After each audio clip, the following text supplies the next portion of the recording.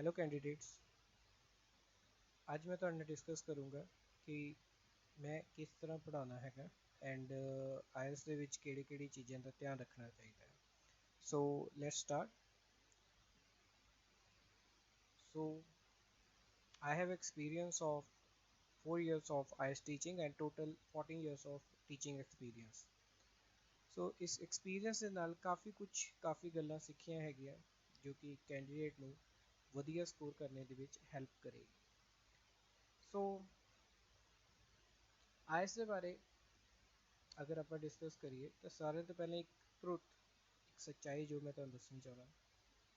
Normally scientist इस बारे बिल्कुल गल नहीं करते। वो स्टूडेंट्स जिन्हां दी फर्स्ट लैंग्वेज पंजाबी है, यानी कि पंजाब दे विच पढ़दे हुए सारे ही स्टूडेंट, क्योंकि साडी first language mother tongue Punjabi है, या जिन्हां दी फर्स्ट लैंग्वेज हिंदी है, जिन्हां दी मदर टंग हिंदी है। एक एग्जाम दे पूरे एक एग्जाम दे विच जदों अपीयर हुंदे आ ते अबाउट 60% स्टूडेंट्स उस एग्जाम दे विच 5 या 5.5 स्कोर करते हैं एंड ये ओवरऑल स्कोर है जो कि तुहाडी रिक्वायर्ड बैंड स्कोर जो कनाडा या किसी भी अच्छे कंट्री दे विच स्टडी वीज़ा या वर्क परमिट अप्लाई करने दे लिए चाहिए उस तो घट ने। सो अगर तुसी वैसे तो 6.5 एक एवरेज मान के चलो कि 6.5 ओवरऑल स्कोर आना चाहिए है, दैन वीज़ा साडा किसी भी हालत दे विच आयल्स दे स्कोर करके नहीं अटकेगा। सो हर स्टूडेंट का टारगेट जिहड़ा है 6.5 होना चाहिए। सो हुण मैं तुहाडे नाल डिस्कस करूँगा कि मैं किस तरह पढ़ाना हाँ, की चीज़ां आपां डिस्कस करी दियां ने। सो फर्स्ट लिसनिंग पार्ट है। नॉर्मली लिसनिंग पार्ट दे विच की हुंदा है, टैसट लिसनिंग का करवाया जाता है, उसनूं चैक किया जाता है and then again next day test होएगा, उसनूं चैक किया जाएगा। कोई भी तुहाडे नाल स्किल्स की गल नहीं करता है कि तुहाडे कोल किस तरह के स्किल्स होने चाहिए है, किस तरह का हुनर होना चाहिए है जिस करके तुहाडे लिसनिंग दे विचों स्कोर आ सकते हैं। सो मेरा एक्सपीरियंस ये कहता है कि स्टार्टिंग के विच लिसनिंग टैसट कैंਡੀਡੇਟਸ ਨੂੰ काफ़ी ज़्यादा मुश्किल लगता है, लेकिन हौली हौली हौली वो टैसट जिहड़ा है कैंਡੀਡੇਟ वास्ते सब तो आसान हो जाता है चारों मॉड्यूल्स दे विच। और उसका रीज़न जिहड़ा है एक तो प्रैक्टिस हुंदी है, लेकिन प्रैक्टिस तो इलावा भी होर बहुत कुछ किया जाता है जो कि साडी लिसनिंग स्किल्स नूं इंप्रूव करता है। लिसनिंग स्किल्स हुंदे की है और इस दे विच इंप्रूवमेंट किस तरह की होएगी, मेरी कंप्लीट कोचिंग दे विच असीं यही डिस्कस करांगे एंड मैं सिर्फ टैसट नहीं करवाने हैगे। जो मेरा फॉर्मैट है उस दे विच असीं टैसट करांगे, उसनूं चैक करांगे एंड दैन उसनूं डिस्कस करांगे कि हाँ साडे नंबर घट क्यों आए हैं एंड डिस्कशन तो बाद विच एक तुहानूं इंप्रूवमेंट प्लान दिता जाएगा। सो उस इंप्रूवमेंट प्लान नूं तुसीं फॉलो करना है। उस इंप्रूवमेंट प्लान नूं फॉलो करोगे एंड आफ्टर दैट असीं नैक्सट टैसट करवांगे। एक चीज़ होर, मैं जिन्ने भी टैसट करवाना है उस दे विच मैं कैंब्रिज का मटीरियल ही यूज़ करता है। सो कैंब्रिज मटीरियल ही यूज़ करना चाहिए है। अगर इस तो अलावा होर कोई बुक्स तुसीं यूज़ करते हो तो वो किते ना किते प्रॉब्लम क्रिएट करते हैं रियल एग्जाम दे विच। ओके एंड कैंब्रिज दे हुण बुक्स ही साडे कोल बहुत लिमिटेड है। सो वैसे रिकमेंडेड बुक इस टाइम तो आयल्स 15 दी है कि तुसीं 15 टैसट करो, लेकिन ये सिर्फ 4 टैसट होंगे हैं, इसके कैंਡੀਡੇਟਸ ਨੂੰ थोड़े ज़्यादा टैसट चाहिए होंगे हैं। इस करके असीं आयल्स 11 तो लैके आयल्स 15 तक बुक्स में फॉलो करते हैं। हुण उत्थे कैंਡੀਡੇਟ के माइंड दे विच ये आउंदा है कि ज़्यादा तो ज़्यादा टैसट करांगे तो साडे स्कोर आउणगे, जो कि बिल्कुल ट्रू नहीं है। टैसट करने दे नाल एक तरह का आपां एक तरह के साइकिल दे विच फस जाते हैं, एक चक्कर दे विच फस जाते हैं जो कि साडे स्कोर नूं नहीं वधाउंदा है, सिर्फ डेली सानूं इन्ना दसदा कि साडा स्कोर कितना। और अगर तुसीं टैसट चैक ये वाला मैथड फॉलो करना चाहते हो तो डेफिनेटली इस मैथड नूं तुसीं घरे बैठ के भी फॉलो कर सकते हो। उहदे वास्ते टैसट सेंटर्स दे विच जाके ਪ੍ਰੈਕਟਿਸ ਸੈਂਟਰਸ ਦੇ ਵਿੱਚ ਜਾ ਕੇ ਤੁਹਾਨੂੰ ਪੇਮੈਂਟ ਕਰਨੇ ਦੀ ਜ਼ਰੂਰਤ ਨਹੀਂ ਹੈ। ਬਹੁਤ ਸਾਰੇ ਆਨਲਾਈਨ ਸੋਰਸਿਸ ਹੈਗੇ ਆ, ਬਹੁਤ ਸਾਰੇ YouTube ਚੈਨਲਸ ਹੈਗੇ ਆ ਜੋ ਕਿ ਲਿਸਨਿੰਗ ਦੇ ਬਾਰੇ ਕਾਫੀ ਕੁਝ ਤੁਹਾਨੂੰ ਦੱਸਦੇ ਨੇ, ਐਂਡ ਮਾਰਕੀਟ 'ਚ ਤੁਸੀਂ ਬੁੱਕਸ ਵੀ ਪਰਚੇਜ਼ ਕਰ ਸਕਦੇ ਹੋ। ਓਕੇ, ਲੇਕਿਨ ਇਹ ਸਕਿੱਲਸ ਬਾਰੇ ਜਿਹੜੀ ਹੈਗੀ ਹੈ ਤੁਹਾਨੂੰ ਇਨਫੋਰਮੇਸ਼ਨ ਸਿਰਫ ਸੈਂਟਰਸ ਦੇ ਵਿੱਚ ਹੀ ਮਿਲੇਗੀ। ਸੈਕਿੰਡ ਸਾਡੇ ਕੋਲ ਰੀਡਿੰਗ ਟੈਸਟ ਆ ਜਾਂਦਾ ਹੈਗਾ। ਰੀਡਿੰਗ ਦੇ ਵਿੱਚ ਇਸ ਟਾਈਮ ਸਟੂਡੈਂਟਸ ਵਾਸਤੇ 6 ਬੈਂਡ ਸਕੋਰ ਲੈਣੇ ਵੀ ਬਹੁਤ ਮੁਸ਼ਕਿਲ ਹੋ ਗਏ ਹੈਗੇ ਆ, ਜੋ ਕਿ 23 ਮਾਰਕਸ ਆਉਣ ਤੇ ਮਿਨੀਮਮ 23 ਮਾਰਕਸ ਆਉਣ ਤੇ ਆਊਟ ਆਫ 40 ਆ ਜਾਂਦੇ ਨੇ। ਸੋ ਇਹ ਰੇਂਜ ਜਿਹੜੀ ਹੈਗੀ ਹੈ 23 ਤੋਂ ਲੈ ਕੇ 26 ਤੱਕ ਹੈ। ਇਸ ਰੇਂਜ ਦੇ ਵਿੱਚ ਅਗਰ ਨੰਬਰ ਆਉਣਗੇ ਤਾਂ ਉਹ ਬੈਂਡ 6 ਨੂੰ ਪ੍ਰੈਜ਼ੈਂਟ ਕਰੇਗਾ, ਲੇਕਿਨ ਹੁਣ ਇਹ 23 ਨੰਬਰ ਲੈਣੇ ਵੀ ਬੜੇ ਮੁਸ਼ਕਿਲ ਹੋ ਗਏ। ਸੋ ਰੀਡਿੰਗ ਟੈਕਨੀਕ ਦੇ ਵਿੱਚ ਵੀ ਅਗੇਨ ਅਗਰ ਤੁਸੀਂ ਟੈਸਟ ਕਰ ਰਹੇ ਹੋ ਐਂਡ ਉਸਨੂੰ ਚੈੱਕ ਕਰ ਰਹੇ ਹੋ, ਚੈੱਕ ਕਰਨ ਤੋਂ ਬਾਅਦ ਇੱਕ ਤੁਹਾਨੂੰ ਦੱਸ ਦਿੱਤਾ ਜਾਂਦਾ ਹੈਗਾ wear is the answer, answer ਕਿੱਥੇ ਹੈ। ਕੁਝ ਸੈਂਟਰਸ ਵਿੱਚ ਇਹ ਦੱਸਿਆ ਜਾਂਦਾ ਹੈਗਾ, ਸਾਰਿਆਂ 'ਚ ਉਹ ਵੀ ਨਹੀਂ ਦੱਸਿਆ ਜਾਂਦਾ ਹੈਗਾ wear is the answer.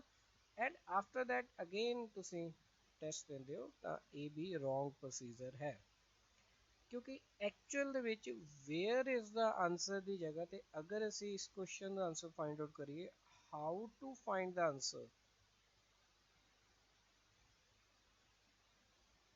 for every question, not only that is general कि skimming and scanning करो, नहीं, अगर how to find the answer ਨੂੰ ਅਗਰ ਆਪਾਂ find out ਕਰੀਏ ਇਸ question ਦੇ answer ਨੂੰ find out ਕਰੀਏ so definitely ਉਹ ਸਾਡੇ ਲਈ improvement ਹੋਏਗੀ।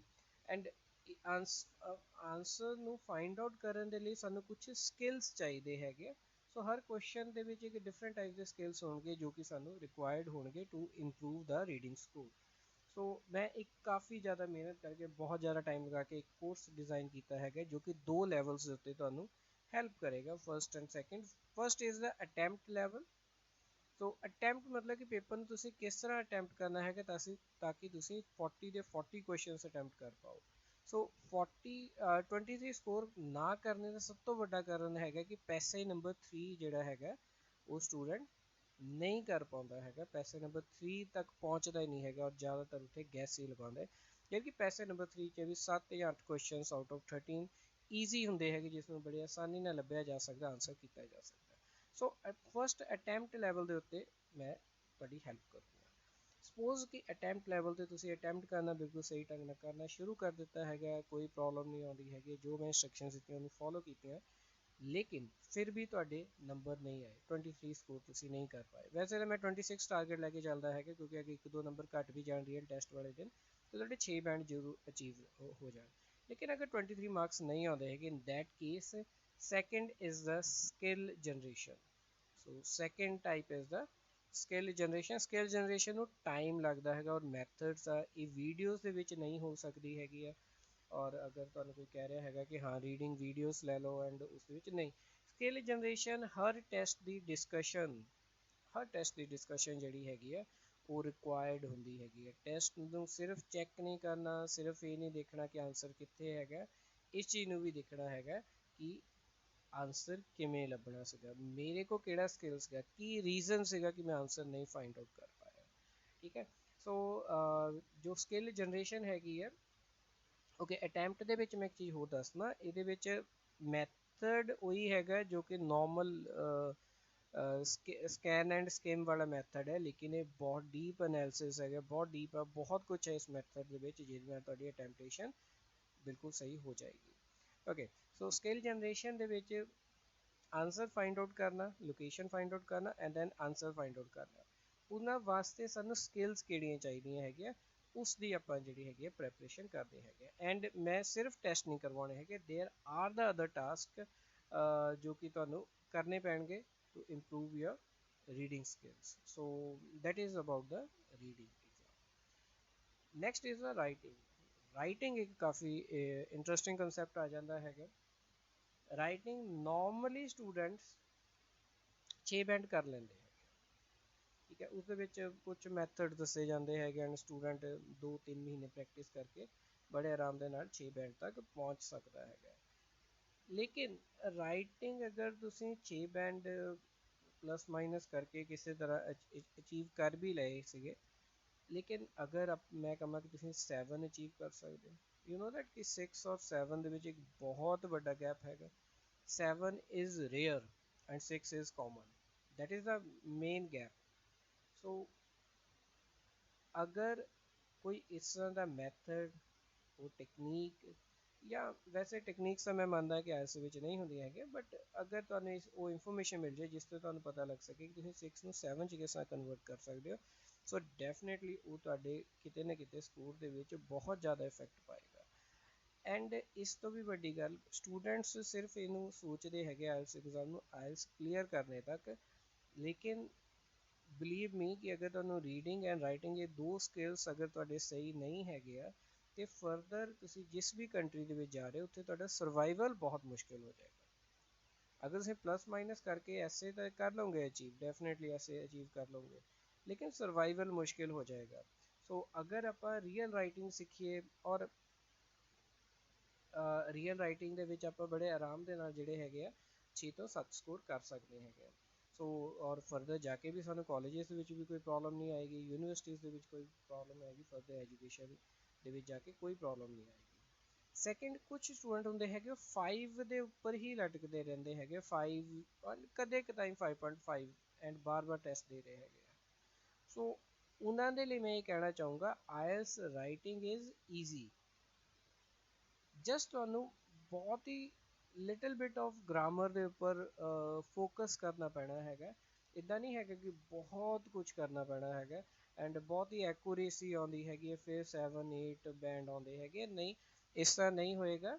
ਸੋ ਐਂਡ ਮੈਂ ਇਸ ਗੱਲ ਨੂੰ ਪ੍ਰੂਵ ਕਰੂੰਗਾ। ਸੋ ਇੱਕ ਮੈਥਡ ਹੈ, ਇੱਕ ਸਟੈਪ ਬਾਏ ਸਟੈਪ ਟੈਕਨੀਕ ਹੈਗੀ ਹੈ ਜੋ ਕਿ ਸਾਡੇ ਸਕੋਰ ਨੂੰ ਇੰਪਰੂਵ ਕਰਦੀ ਹੈ। ਸੋ ਸਟੈਪਸ ਦੇ ਵਿੱਚ ਇੰਪਰੂਵ ਕਰਨਾ ਸਾਡੇ ਲਈ ਬਹੁਤ ਜ਼ਰੂਰੀ ਹੋਏਗਾ। ਸਪੋਜ਼ ਕਰੋ ਕਿ 5 ਬੈਂਡ ਹੈ, 6 ਬੈਂਡ ਹੈ, 7 ਹੈ, 8 ਹੈ ਐਂਡ 9 ਹੈ। ਹੁਣ 9 ਦੇ ਵਿੱਚ ਇੱਕ ਰੈਪੀਟੀਸ਼ਨ ਵਾਲਾ, ਰੈਪੀਟੀਸ਼ਨ ਕੀ ਨਹੀਂ ਕਰਨਾ ਚਾਹੀਦਾ ਹੈਗਾ, ਬਟ ਉਹ ਰੈਪੀਟੀਸ਼ਨ ਵਾਲੇ ਕਨਸੈਪਟ ਨੂੰ ਵੀ ਬਹੁਤ ਰੋਂਗ ਤਰੀਕੇ ਦੇ ਨਾਲ ਰਿਪਰੈਜ਼ੈਂਟ ਕਰਦੇ ਆ। ਓਕੇ, ਸੋ ਰੈਪੀਟੀਸ਼ਨ ਨਹੀਂ ਹੋਣੀ ਚਾਹੀਦੀ, ਸੋ ਆਈ ਬਿਲੀਵ ਦੈਟ ਰੈਪੀਟੀਸ਼ਨ ਨਹੀਂ ਹੋਣੀ ਚਾਹੀਦੀ। ਬਟ ਜਿਹੜਾ 5 ਬੈਂਡ ਦੇ ਉੱਤੇ ਹੈਗਾ ਉਸਨੂੰ ਇਹ ਚੀਜ਼ ਦੱਸਣ ਦੀ ਲੋੜ ਨਹੀਂ ਹੈਗੀ 5 ਬੈਂਡ ਦੇ ਉੱਪਰ, ਪਹਿਲਾਂ 6-7 ਤੇ ਪਹੁੰਚੇਗਾ ਫਿਰ ਦੱਸਾਂਗੇ ਕਿ ਹਾਂ 7 ਤੋਂ ਬਾਅਦ ਵਿੱਚ ਅਗਰ ਤੁਸੀਂ ਕਰਨਾ ਚਾਹੁੰਦੇ ਤਾਂ ਰੈਪੀਟੀਸ਼ਨ ਨੂੰ ਰਿਡਿਊਸ ਕਰੋ।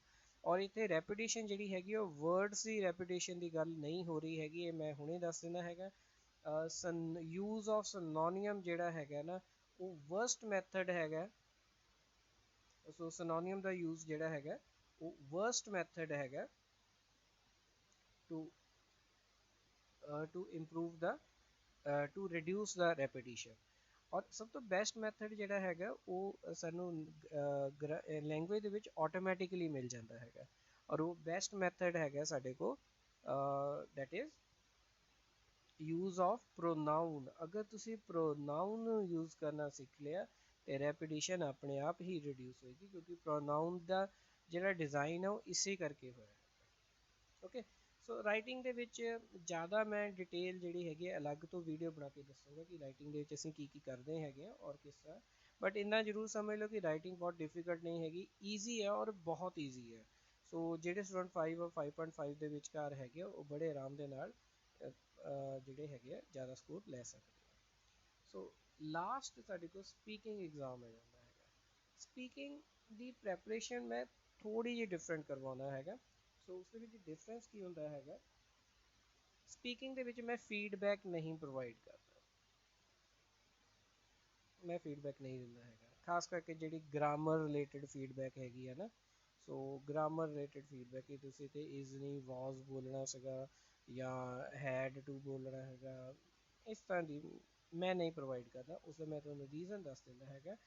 ਫੀਡਬੈਕ ਹਮੇਸ਼ਾ ਤੁਹਾਡੇ ਲਈ ਡਿਸਟਰਕਸ਼ਨ ਦਾ ਕੰਮ ਕਰੇਗੀ, ਕੰਸਟਰਕਸ਼ਨ ਦਾ ਕੰਮ ਨਹੀਂ ਕਰੇਗੀ। ਸੋ ਡਿਸਟਰਕਸ਼ਨ ਦਾ ਕੰਮ ਕਿਉਂ ਕਰੇਗੀ, ਕਿਉਂਕਿ ਜਦ ਵੀ ਤੁਸੀਂ ਤੁਹਾਨੂੰ ਫੀਡਬੈਕ ਦਿੱਤੀ ਜਾਏਗੀ ਅੱਛਾ ਤੁਸੀਂ ਇੱਥੇ ਗਲਤ ਬੋਲਿਆ, ਸੋ ਨੈਕਸਟ ਟਾਈਮ ਬੋਲਦੇ ਹੋਏ ਤੁਹਾਡੇ ਦਿਮਾਗ ਦੇ ਵਿੱਚ ਉਹ ਗੱਲ ਆ ਜਾਏਗੀ ਅੱਛਾ ਲਾਸਟ ਟਾਈਮ ਟੀਚਰ ਨੇ ਇਹ ਗੱਲ ਕਹੀ ਸੀਗੀ। ਸੋ ਉਹ ਤੁਹਾਡੀ ਫਲੂਐਂਸੀ ਨੂੰ ਡਿਸਟਰਬ ਕਰੇਗਾ, ਤੁਸੀਂ ਸੋਚ ਕੇ ਬੋਲੋਗੇ। ਸੋ ਸਪੀਕਿੰਗ ਜਿਹੜੀ ਹੈਗੀ ਆ ਉਸ ਦੇ ਵਿੱਚ ਸਾਨੂੰ ਫਲੂਐਂਸੀ ਜਿਹੜੀ ਹੈਗੀ ਆ ਉਹ ਅਚੀਵ ਕਰਨੇ ਦੀ ਲੋੜ ਪੈਂਦੀ ਹੈਗੀ ਆ, ਫਲੂਐਂਸੀ ਅਚੀਵ ਕਰਨੇ ਦੀ ਲੋੜ ਪੈਂਦੀ ਹੈਗੀ ਆ, ਅਦਰਵਾਈਜ਼ ਸਾਡੇ ਸਪੀਕਿੰਗ 'ਚ ਸਕੋਰ ਨਹੀਂ ਆਉਣਗੇ। ਸੋ ਇਹ ਸਾਡੇ ਕੋਲ ਫਲੂਐਂਸੀ ਐਂਡ ਕੋਹਰੈਂਸ ਇੱਕ ਫੈਕਟਰ ਹੁੰਦਾ ਹੈਗਾ, then second factor ਹੁੰਦਾ ਹੈਗਾ pronunciation, then lexical resources, then grammatical range and accuracy, and believe me guys, ਸੋ ਇਹ ਦੋ ਲੈਕਸੀਕਲ ਯਾਨੀ ਕਿ ਵੋਕੈਬਲਰੀ ਔਰ ਗ੍ਰਾਮਰ ਨੂੰ ਤੁਸੀਂ ਬੋਲਦੇ ਹੋਏ ਨਹੀਂ ਕੰਟਰੋਲ ਕਰ ਸਕਦੇ। ਸੋ ਸੋਚ ਕੇ ਦੇਖੋ ਤੁਸੀਂ ਆਪਣੀ ਨੇਟਿਵ ਲੈਂਗੁਏਜ ਦੇ ਵਿੱਚ ਕੰਟਰੋਲ ਕਰਦੇ ਹੋ, ਨਹੀਂ ਕਰਦੇ ਹੋ। ਸੋ ਇਸ ਕਰਕੇ ਆਪਾਂ ਸਿਰਫ ਫਲੂਐਂਸੀ ਐਂਡ ਕੋਹਰੈਂਸ ਦੇ ਉੱਤੇ ਵਰਕ ਕਰਨਾ ਹੈਗਾ। ਪ੍ਰੋਨਾਊਂਸੀਏਸ਼ਨ ਤੇ ਕੰਮ ਕਰਨੇ ਦੀ ਬਹੁਤ ਘੱਟ ਲੋੜ ਹੁੰਦੀ ਹੈ ਕਿਉਂਕਿ ਜ਼ਿਆਦਾਤਰ ਸਟੂਡੈਂਟਸ ਦੀ ਪ੍ਰੋਨਾਊਂਸੀਏਸ਼ਨ ਓਕੇ ਹੁੰਦੀ ਹੈ। So this is the only thing where we have to work. ਹਾਂ, ਲੈਕਸੀਕਲ ਰਿਸੋਰਸ ਜਾਂ ਗ੍ਰਾਮਰ ਦੇ ਵਿੱਚ ਡੈਫੀਨੇਟਲੀ ਵਰਕ ਕਰਨਾ ਚਾਹੀਦਾ ਹੈਗਾ, ਲੇਕਿਨ ਉਹ ਕਿਸੇ ਹੋਰ ਜਗ੍ਹਾ ਦੇ ਉੱਤੇ ਕੰਮ ਕਰਨਾ ਹੈਗਾ, ਸਪੀਕਿੰਗ ਦੇ ਵਿੱਚ ਨਹੀਂ, ਸਪੀਕਿੰਗ ਕਰਦੇ ਹੋਏ ਨਹੀਂ। ਸੋ ਉੱਥੇ ਆਪਾਂ ਵਰਕ ਕਰਾਂਗੇ ਤਾਂ ਸਾਡੇ ਕੋਲ ਸਪੀਕਿੰਗ ਦੇ ਵਿੱਚ ਵੀ ਸਾਡੀ ਗ੍ਰਾਮਰ ਔਰ ਲੈਕਸੀਕਲ ਰਿਸੋਰਸਿਸ ਇੰਪਰੂਵ ਹੋ ਜਾਣਗੇ। ਇੱਥੇ ਸਿਰਫ ਫਲੂਐਂਸੀ ਦੇ ਉੱਤੇ ਵਰਕ ਕਰਨਾ। So I have very clear course about the speaking ਜੋ ਕਿ ਤੁਹਾਡੇ ਮਨ ਦੇ ਡਰ ਨੂੰ, ਬੋਲਣ ਦੇ ਡਰ ਨੂੰ ਦੂਰ ਕਰੇਗੀ ਔਰ ਤੁਸੀਂ ਬੜੇ ਆਰਾਮ ਦੇ ਨਾਲ ਆਪਣੀ ਗੱਲ ਉੱਥੇ ਕਰਕੇ ਆ ਸਕਦੇ ਹੋ। ਸੋ 6 ਸਕੋਰ ਕਰਨਾ ਇਸ ਦੇ ਵਿੱਚ ਵੀ ਕੋਈ ਬਹੁਤ ਵੱਡੀ ਗੱਲ ਨਹੀਂ ਹੈਗੀ, ਕੋਈ ਰੌਕਟ ਸਾਇੰਸ ਨਹੀਂ ਹੈਗੀ ਹੈ।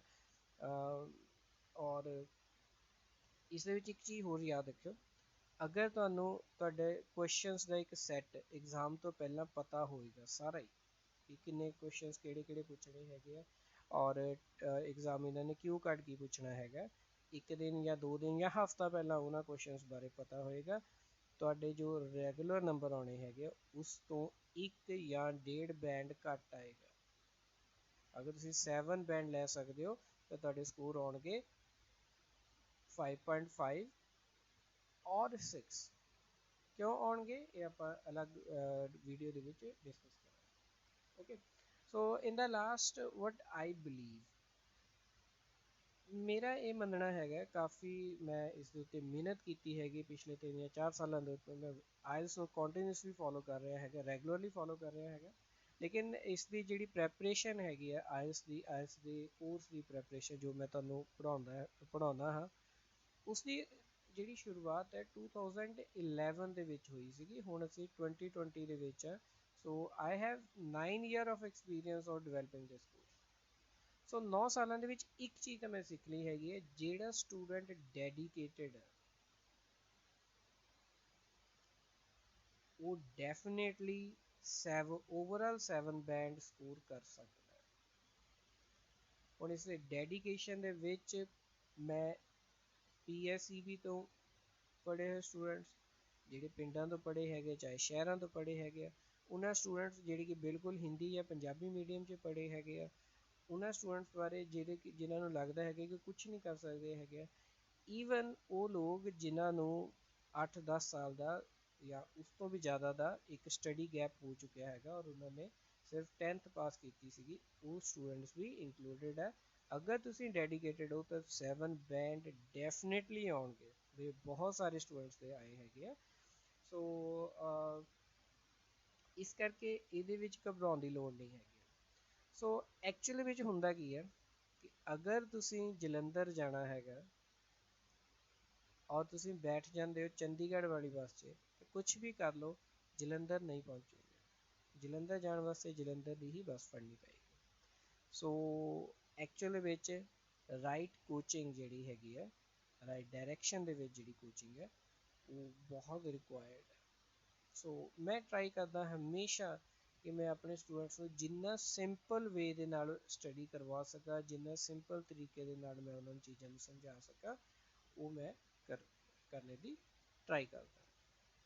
ਠੀਕ ਹੈ, ਸੋ ਇਸ ਤੋਂ ਇਲਾਵਾ ਤੁਹਾਨੂੰ ਕੋਈ ਵੀ ਹੋਰ ਇਨਫੋਰਮੇਸ਼ਨ ਚਾਹੀਦੀ ਹੈਗੀ ਹੈ ਤਾਂ ਤੁਸੀਂ ਮੈਨੂੰ WhatsApp ਕਰ ਸਕਦੇ ਹੋ, ਮੈਸੇਜ ਕਰ ਸਕਦੇ ਹੋ, ਡੇ ਟਾਈਮਸ ਦੇ ਵਿੱਚ ਕਾਲਿੰਗ ਵੀ ਕਰ ਸਕਦੇ ਹੋ ਇਸੇ ਨੰਬਰ ਉੱਤੇ 7009121930। ਐਂਡ ਹੋਰ ਵੀਡੀਓਜ਼ ਲੈਣ ਵਾਸਤੇ ਐਂਡ ਮੈਂ ਇੱਕ ਥੋੜ੍ਹੇ ਵੀਕਸ ਦੇ ਵਿੱਚ ਇੱਕ ਫ੍ਰੀ ਟੈਂਸ ਕੋਰਸ ਸਟਾਰਟ ਕਰਨ ਜਾ ਰਿਹਾ ਹੈਗਾ, ਜੋ ਕਿ ਬੇਸਿਕ ਪੰਜਾਬੀ ਦੇ ਵਿੱਚ ਇੱਕ ਟੈਂਸਿਸ ਦਾ ਕੋਰਸ ਹੋਏਗਾ ਕਿ ਸਾਰੇ ਦੇ ਸਾਰੇ ਟੈਂਸ ਕਿਸ ਤਰ੍ਹਾਂ ਆਪਾਂ ਸਟੱਡੀ ਕਰਨੇ ਹੈਗੇ ਆ। ਸੋ ਉਹ ਮੈਂ ਅਪਲੋਡ ਕਰੂੰਗਾ। ਸਪਾਰਟਨ ਆਈਐਲਟਸ ਸਕੂਲ ਇੱਕ ਐਪ ਹੈਗੀ ਆ ਜੋ ਕਿ ਮੈਂ ਆਪਣੇ ਸਟੂਡੈਂਟਸ ਵਾਸਤੇ ਆਨਲਾਈਨ ਔਰ ਆਫਲਾਈਨ ਦੋਨੇ ਸਟੂਡੈਂਟਸ ਵਾਸਤੇ ਡਿਵੈਲਪ ਕੀਤੀ ਹੈ। ਸੋ ਆਈ ਹੋਪ ਕਿ ਤੁਸੀਂ ਇਸ ਨਾਲ ਰਿਲੇਟਡ ਕਾਫੀ ਕੁਝ ਅੰਡਰਸਟੈਂਡ ਕਰ ਚੁੱਕੇ ਹੋ। ਫਰਦਰ ਇਨਫੋਰਮੇਸ਼ਨ ਦੇ ਲਈ ਤੁਸੀਂ ਡਾਊਨਲੋਡ ਕਰ ਸਕਦੇ ਹੋ। Thank you. ਕੋਈ ਵੀ ਹੋਰ ਕੁਐਸਚਨ ਹੋਵੇ ਤਾਂ ਤੁਸੀਂ ਮੈਨੂੰ ਟੈਕਸਟ ਵੀ ਕਰ ਸਕਦੇ ਹੋ। Thank you.